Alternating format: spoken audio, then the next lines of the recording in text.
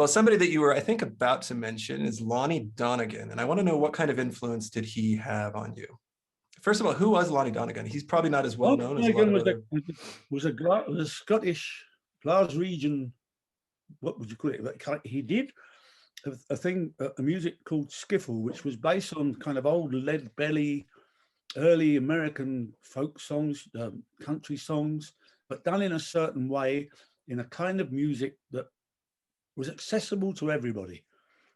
He played acoustic guitar, just a rhythm guitar, and in the band, the bass would be a tea chest turned upside down with a piece of string through the middle of it and a broomstick attached to the other end, and you would pluck it like a double bass, and the more you tightened it, the higher it would go, and it would.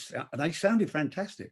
Drums, no drum kit, just a washboard and thimbles on your fingers. So maybe a hubcap for a cymbal. So it was real homemade, down home. What you would have seen probably down in the South in those early days of the blues.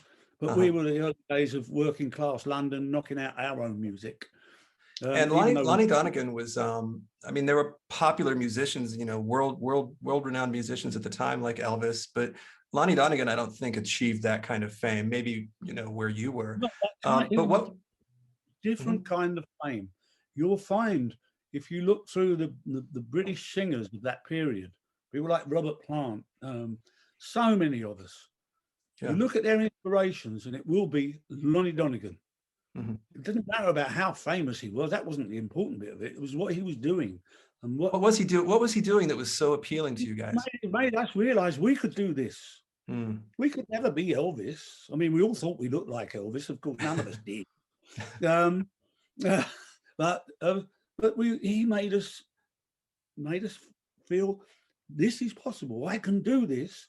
And when he used to throw his head back and let it rip with his voice, that's what used to get me. Because I thought that's the kind of singer I want to be.